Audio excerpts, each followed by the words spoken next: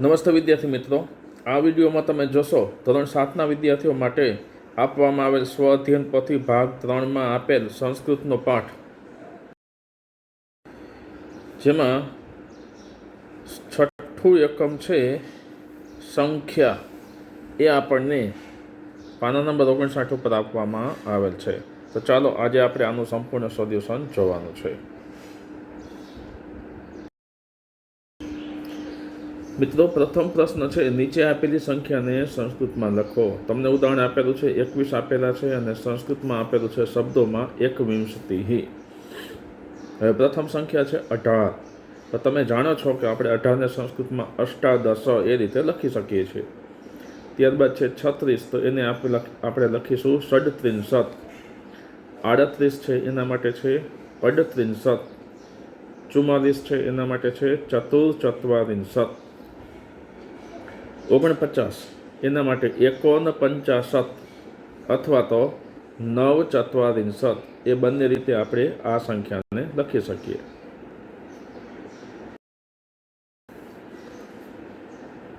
બીજો પ્રશ્ન છે, નીચે આપેલ પદોને આધારે સંસ્કૃત સંખ્યા લખો.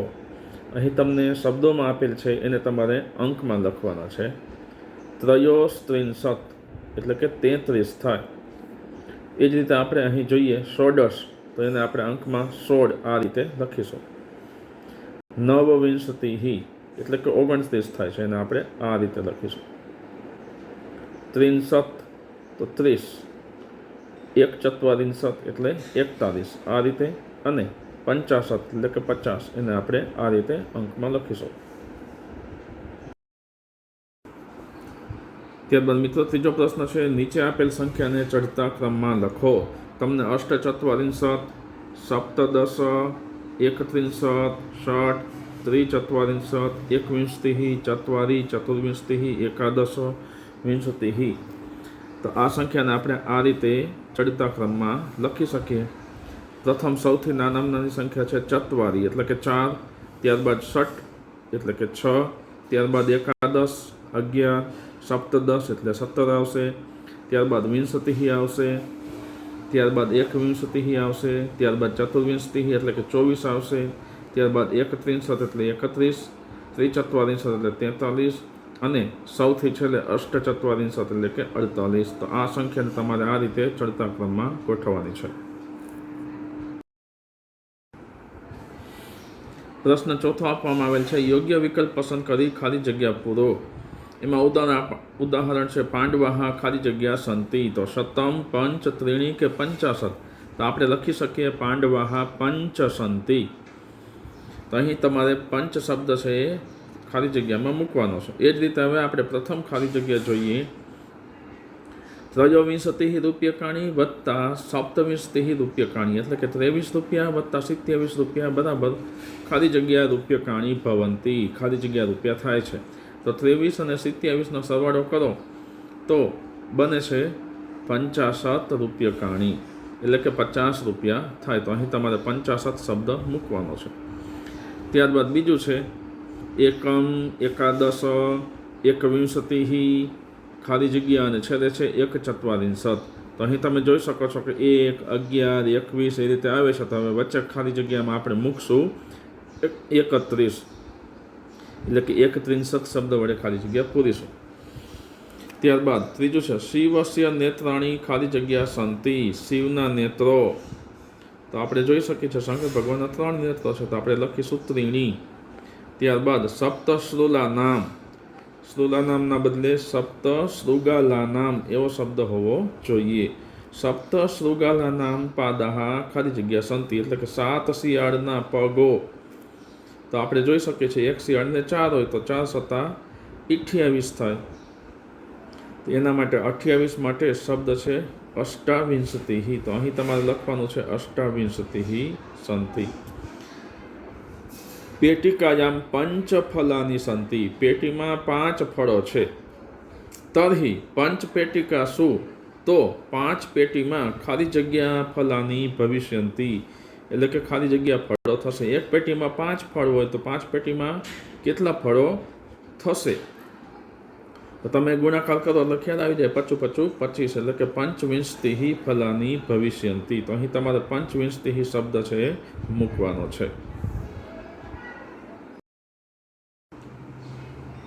ત્યારબાદ 5મો પ્રશ્ન છે જોડકા જોડો. એમાં અ વિભાગમાં તમને સંખ્યા અંકમાં આપેલી છે, ક અને બ વિભાગમાં તમને શબ્દોમાં આપેલી છે, અને નીચે તમને 1 2 3 4 5 એવા સંખ્યા જે આપેલી છે એમાં આપણે સંખ્યાને જોડીને મૂકવાની છે. જેમ કે 13 છે તો 13ને બોલાય ત્રયોદશ. તો ત્રયોદશ છે એ ઘ ઉપર છે, તો આપણે 1 નંબર ઉપર મૂકીશું ઘ. એ જ રીતે 39 છે તો 39ને સંસ્કૃતમાં નવત્રિંશત બોલાય. તો નવત્રિંશત છે એ ક ઉપર છે, તો તમારે અહીં ક મૂકવાનો છે. ત્યારબાદ 26 છે તો 26ને ષડવિંશતિઃ એટલે કે 26, તો ખ ઉપર છે અને ખને અહીં મૂકવાનું છે.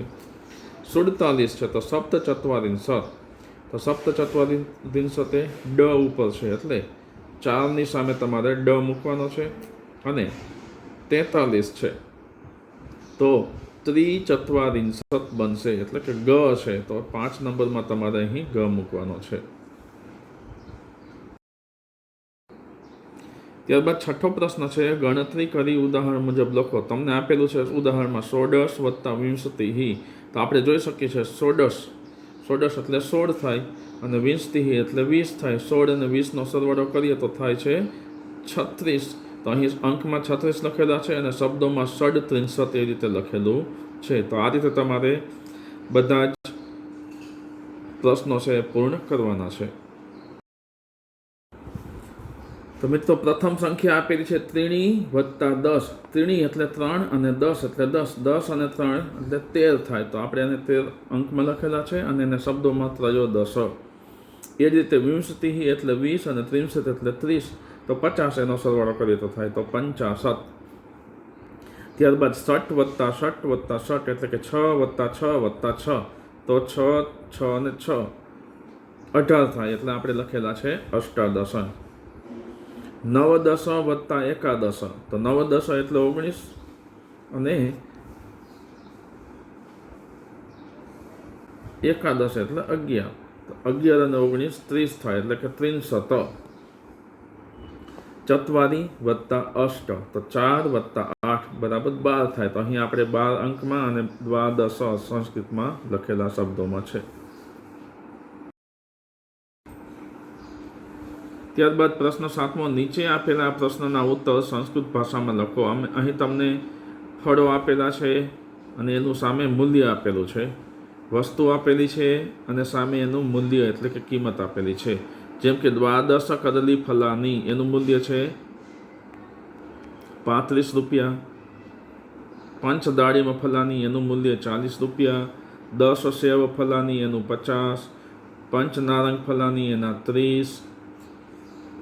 5 આમ્ર ફલાની, એના 25. ઉપનેત્રમ છે એની કિંમત આપેલી છે 42. કર્તરી એની કિંમત એટલે કે કાતરની કિંમત છે 45. તાલમ એટલે તાળુની કિંમત છે 20 રૂપિયા. ઘટઃ ઘડાની 37 રૂપિયા. અને યુતકમ એની કિંમત છે 50 રૂપિયા. હવે પ્રશ્નો આપેલા છે. પંચ આમ્ર ફલાનામ મૂલ્યમ કતિ રૂપ્યકાણી. 5 કેરીના ફળની એટલે કે 5 કેરીની કિંમત કેટલી છે? તો તમે અહીં જોઈ શકો છો. પંચ આમ્ર ફલાની 25 રૂપિયા છે, તો આપણે પંચવિંશતિઃ રૂપ્યકાણી. તો પંચ આમ્ર ફલાનામ મૂલ્યમ પંચવિંશતિઃ રૂપ્યકાણી, એ રીતે આપણે લખીશું. બીજું છે પંચ દાળિમસ્ય મૂલ્યમ કતિ રૂપ્યકાણી. 5 દાડમની કિંમત કેટલા રૂપિયા છે? તો અહીં તમે જોઈ શકો છો 5 દાડમની કિંમત છે 40 રૂપિયા છે. તમારો ઉત્તર બનશે પંચ દાળિમસ્ય મૂલ્યમ ચત્વારિંશત રૂપ્યકાણી. ત્યારબાદ ઉપનેત્રસ્ય મૂલ્યમ કતિ રૂપ્યકાણી. ચશ્માની કિંમત કેટલી છે? તો અહીં તમે જોઈ શકો છો ચશ્માની કિંમત છે એ 42 રૂપિયા છે, એટલે કે દ્વિચત્વારિંશત. તો આપણો જવાબ આવી રીતે બનશે ઉપનેત્રસ્ય મૂલ્યમ દ્વિચત્વારિંશત રૂપ્યકાણી. તાલસ્ય મૂલ્યમ કતિ રૂપ્યકાણી. તાળાની કિંમત કેટલી છે? તો તાળાની કિંમત 20 રૂપિયા છે. તો આપણું વાક્ય આવી રીતે ઉત્તરમાં આવશે તાલસ્ય મૂલ્યમ વિંશતિઃ રૂપ્યકાણી. 5મું પંચ નારંગ ફલસ્ય મૂલ્યમ કતિ રૂપ્યકાણી? 5 નારંગીની કિંમત કેટલા રૂપિયા છે? 5 નારંગીની કિંમત 30 રૂપિયા છે.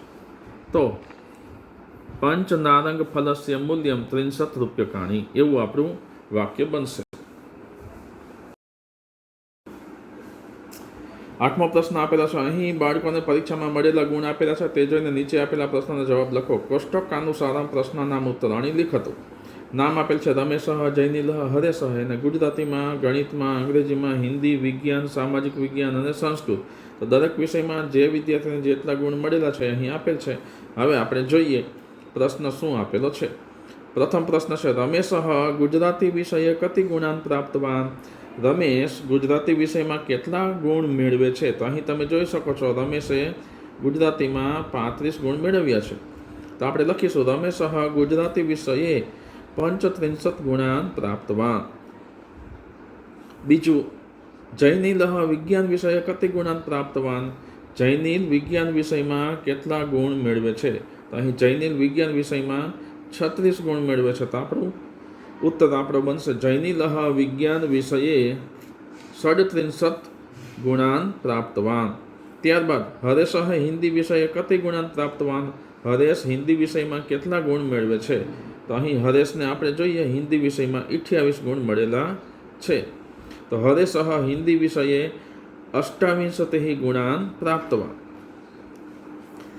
ચોથો પ્રશ્ન છે સંસ્કૃત વિષયે કહ સર્વાધિક ગુણાન પ્રાપ્તવાન? સંસ્કૃતમાં કોણે સૌથી વધારે ગુણ મેળવ્યા છે?